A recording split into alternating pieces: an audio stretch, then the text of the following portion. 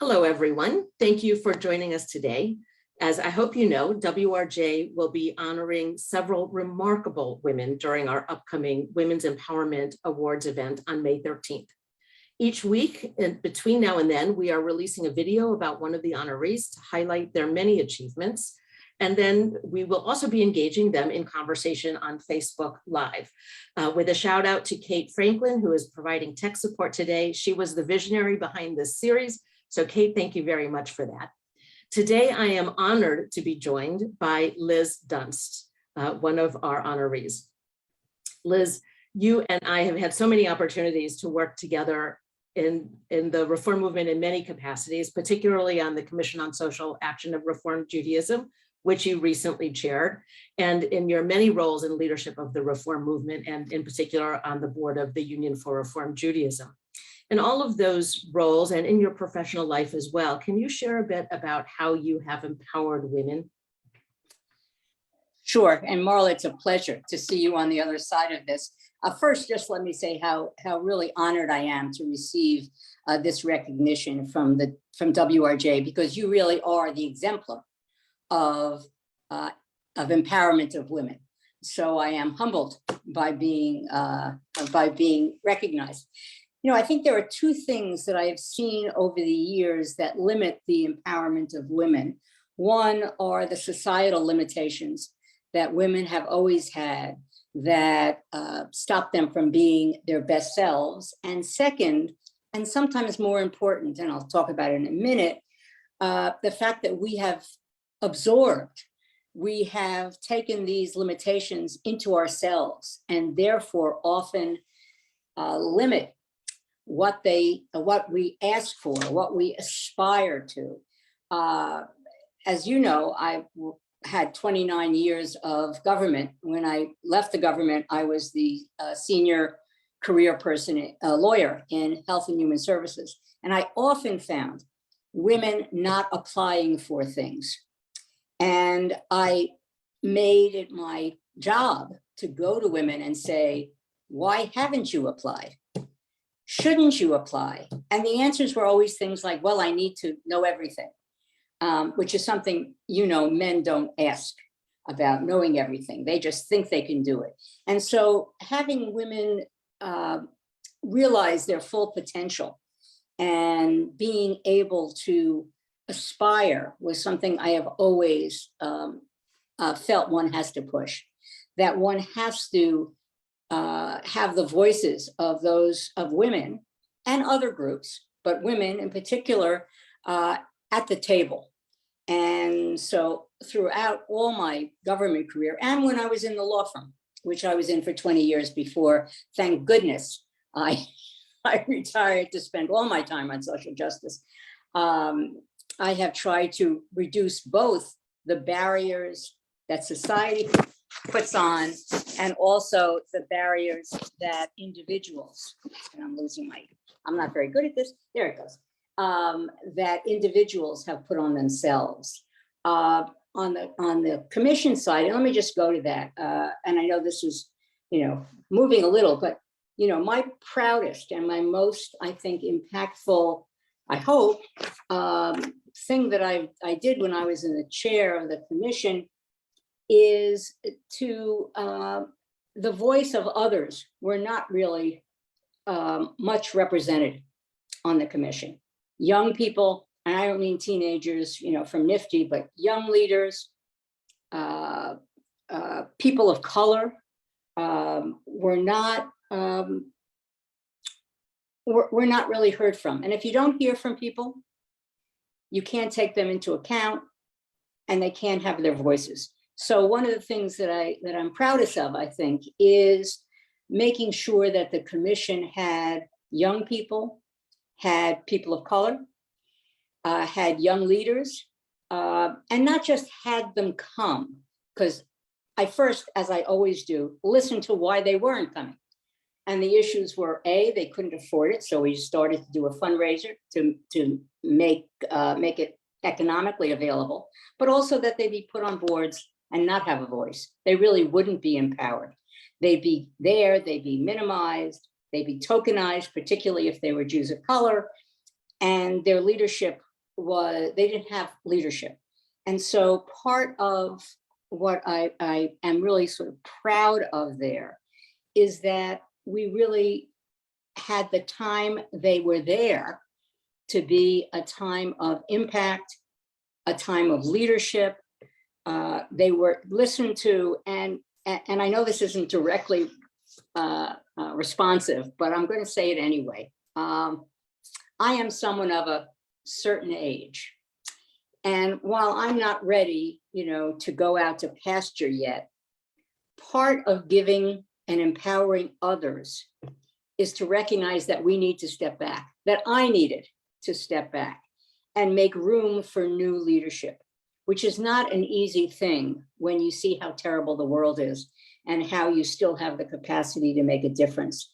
But empowering other people to take that leadership was really important to me and important to what the commission did, and changing some of our focus. Well, thank you. You actually also answered my next question, which was about your proudest moments, but that's fine. And I just want to share with you, I will come back to this at the end of our conversation, but our honoree that we are going to be speaking with on Facebook Live next week, Tanny Prell, is one of those young leaders, a woman of color who is in leadership now in the reform movement. And I think largely due to the space that you created with great intentionality, to make sure that women like Tanny had a platform to shine, and to step forward and have her voice heard. And she now is going to be standing next to you, at least metaphorically, on the dais, the metaphorical dais of our virtual event, as one of the honorees. So kudos, you really have empowered women, and there's actual evidence of that. So let me jump to another question here about Jewish values. Can you share a bit about how Jewish values have informed your own leadership style and influenced the work that you do? Let me, this is, this is a difficult one. I think for me, mostly because my leadership style is still a work in progress. That I'm a strong believer in that there isn't one leadership style, that you have to be a student of leadership, that you can learn it. And in the beginning, and you told people that we know each other, so you know that what I'm saying is true. In the beginning, my style was very autocratic.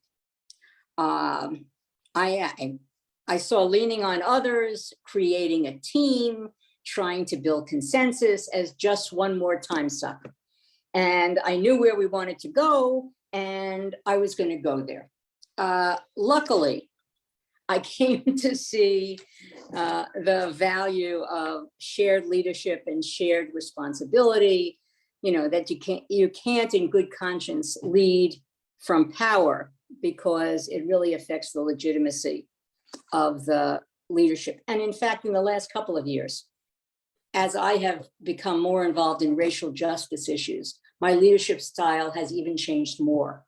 I've become much more of I hope, I'm trying, more of a listener, more of understanding what someone else's lived experience is, all of which I think are kind of a leadership. And I know secular people talk about this, it's in all the books.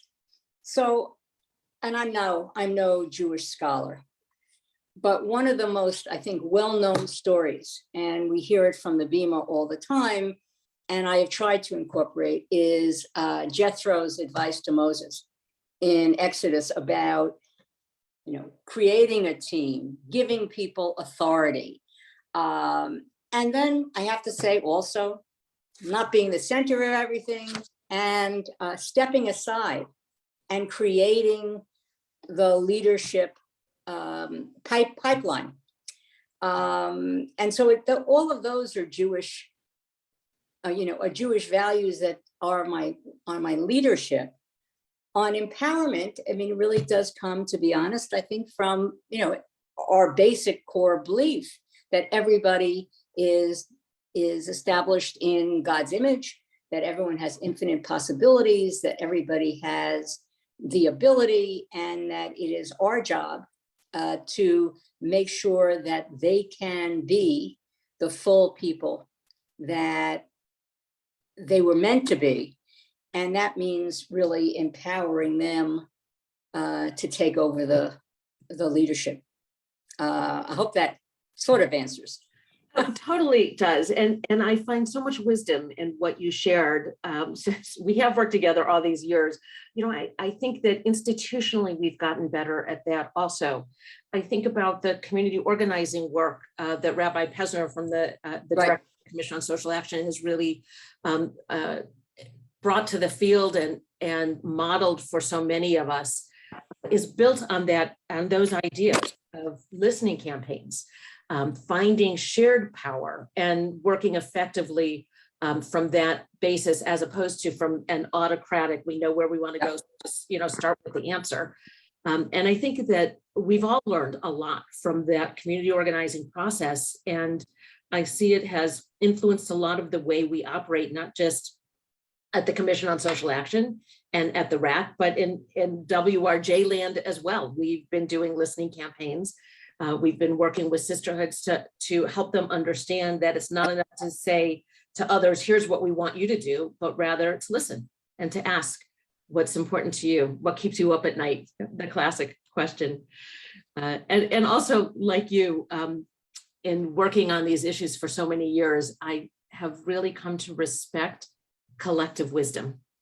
I don't always agree with every opinion out there, but I have come to really respect the process and the full table and the full range of ideas.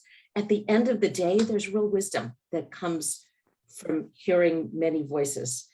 No, I think all of that is right. And I guess the other thing I would add to that is we have to be learning people. Leaders have to be learning people. There are so many people who say, well, leadership comes naturally. Well, it doesn't come naturally. And so even though anyone who knows me well knows that this learning and this community organizing and these meetings are not my strength, they are critically important. And so I have, I've taken the join course on, organize, don't kvetch, or don't kvetch, organize, whichever way it goes. And I have come to appreciate, but it is hard work. And so people who become established leaders really do need to retool. They do need to look at what's happening now to be an effective leader now, and get out of, for me, it was getting out of my own comfort zone of being able to do that. So I think that that's all, Marla, I think that's really very important for us to embrace. And again, because I said it earlier, embrace the idea that when new people are empowered, things are going to change. And the ideas that I might have had, people have different views, but they also, times are different. The issues that people care about are different. I might have seen them as side issues. They see them as critical issues. And I have to listen to that. And that is sometimes really hard when you get to be a certain age and you've been doing something for a very long time. But if you're going to make change, that is really what you have to do. And as you said, it's learned behavior. Leadership is learned behavior. So thank you. There's so much wisdom in what you shared. In just the few minutes that we have left, I just want to offer you the opportunity if there's anything additional that you want to share with our listeners today. Well, the only thing I think I'll share is, because maybe some of the listeners at some time have heard me speak.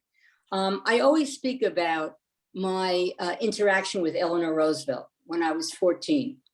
When I wrote her, as only a 14-year-old with great hubris could do, a 3-page letter about why girls couldn't compete against other girls and we should be able to be competitive.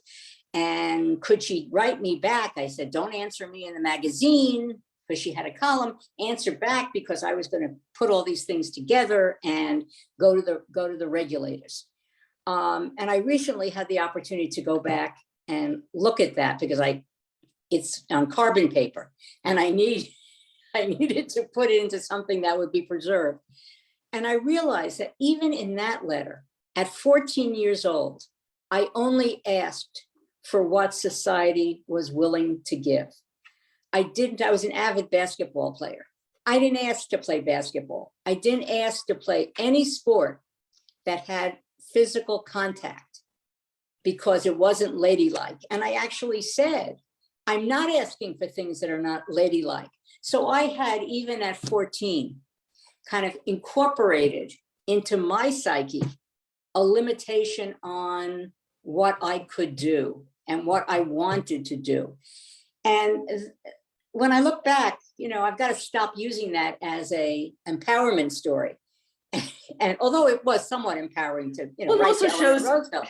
how far you've come as well, how far women in general have come.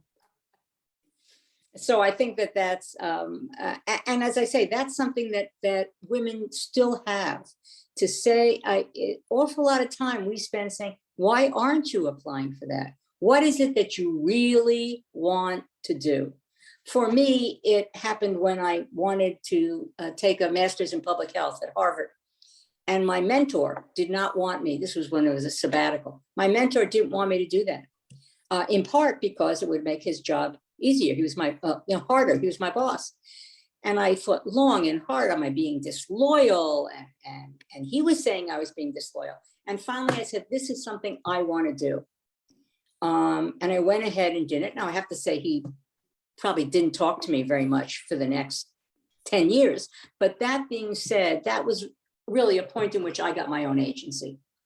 So I just, hope women can do that and not have to struggle as I had to struggle. Well, thank you so much, Liz, for sharing this conversation with us today.